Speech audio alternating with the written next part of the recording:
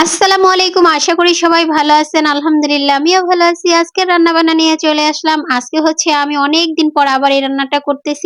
এটা হচ্ছে গরুর ফ্যাপসা আলু দিয়ে রান্না করব। এই রান্নাটা আমি অনেকদিন পরে করতেছি। আর এই রান্নাটা আমার কাছে এত মজা লাগে যা বলার বাইরে। আর এই রান্নাটার সাথে অবশ্যই মনে করেন আলু দিতে হবে। আলু দিলে খেলে বেশি ভালো লাগে। তো এই গরুর ফ্যাপসা রান্না কার কার ভালো লাগে অবশ্যই জানাবেন। আমার কিন্তু খুব ভালো লাগে। তো আমি এখানে যে দেখুন রান্নাটা শুরু করে দিলাম পেঁয়াজ মরিচ ভেজে, তারপর হচ্ছে আদা রসুন মশলা সব দিয়ে গরুর মাংস রান্না করতে যত মশলা লাগে সব মশলা দিয়ে মশলাটা কষিয়ে নিয়ে তারপর এখানে আমি ফ্যাপসাগুলো দিয়ে দিয়েছি। ফ্যাপসাগুলোকে এখন মনে করেন ভালোভাবে আমি কষিয়ে নেব। আর এই গরুর ফ্যাপসা কিন্তু অনেক শক্ত, সিদ্ধ হতে অনেকটা সময় লাগে। তো আমি অনেক সময় নিয়ে এটা কষিয়ে সিদ্ধ করে নিয়েছি। তারপর এখানে আলু দিয়ে দিয়েছি। এখানে কিন্তু আমি আলুর পরিমাণ একটু বেশি দিয়েছি। আমাদের ঘরে সবাই আলু পছন্দ করে, এই কারণে তরকারিতে আলু না দিলে আমার মনে হয় তরকারি স্বাদই লাগে না এরকম। সেই জন্য আমি সবসময় তরকারিতে আলু দেওয়ার চেষ্টা করি, যেহেতু পরিবারের সবাই পছন্দ করে। তাই তো যাই হোক, এখন আলু দিয়ে এই ফ্যাপসা ভালোভাবে কষিয়ে নেব।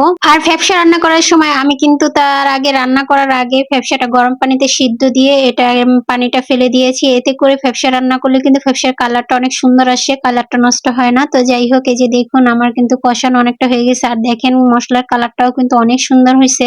জানি না এই খাবারটা কারা কারা পছন্দ করেন, কিন্তু আমার খেতে বেশ ভালো লাগে। অনেকের পছন্দ হতেও পারে, অনেকের নাও হতে পারে, কারণ সবাই কিন্তু এক ধরনের খাবার খেতে অভ্যস্ত না বা পছন্দ করে না। তো যাই হোক, আমার কিন্তু এই যে এর ভিতরে কিন্তু এই যে গরুর ফ্যাপসা এবং আলু কষানো আমার হয়ে গেছে। আমি কিন্তু ঝোলটা দিয়ে দিলাম। আর এই যে দেখুন কালারটা কিন্তু একদম নষ্ট হয় না, অনেক সুন্দর হয়েছে একটা কালার। কারণ হচ্ছে যে আমি বললাম প্রথমে আমি ফ্যাপসাগুলোকে একটু গরম পানি দিয়ে হালকা ভাপ দিয়ে নিয়েছিলাম, যার কারণে এটার কালার নষ্ট হবে না এবং নষ্ট হয় অনেক। অলরেডি তরকারিতে কিন্তু বলক চলে আসছে। আর আমি এখানে দেখেন ঝোলের পরিমাণ কতটা বেশি দিয়েছি, কারণ এই যে ফ্যাপসা একটু সিদ্ধ হতে সময় লাগে এই কারণে। আর ফ্যাপসা যদি সিদ্ধ না হয় তাহলে খেতে কিন্তু একদম মজা পাবেন না। অবশ্যই ভালোভাবে সিদ্ধ করে নিতে হবে। তো আমরা যতক্ষণ না সিদ্ধ হচ্ছে ততক্ষণ আলু এবং এই ফ্যাপসাগুলোকে রান্না করে নিচ্ছি। আলু কিন্তু অতি দ্রুতই সিদ্ধ হয়ে যায়, কিন্তু ফ্যাপসাটাই সিদ্ধ হতে দেরি লাগে, যার কারণে আমি প্রথমেই বেশি করে কষিয়ে নিয়েছিলাম। তো দেখুন এখন চলে আসলাম, এই যে ঝোলটা কমে আসার পরে অনেকটা ঝোল কমে গেছে আর ফ্যাপসাও সিদ্ধ হয়ে গেছে। এখন হচ্ছে এখানে আমি ভাজা জিরার গুঁড়াটা দিয়ে তারপর তুলে নেব। আর এই যে দেখুন কালারটা কত সুন্দর হয়েছে। আর ফ্যাপসা রান্নাতে কিন্তু বেশি একটা ঝোল রাখা যায় না, ঝোল রাখলে খেতে বেশি একটা ভালো লাগবে না, সেই জন্য। আর এর ভিতর হচ্ছে আমার বাসায় কারেন্ট চলে গেছে। আর দেখেন তো কি আর করার, রান্নাটা কিন্তু শেষ দিকে প্রায় চলে আসছে। আর এই যে দেখুন আমি অল্প একটু সময় চুলাতে বসিয়ে রাখবো, বসিয়ে রেখে তারপর ভাজা জিরা গুঁড়াটা দিয়ে তুলে নেব।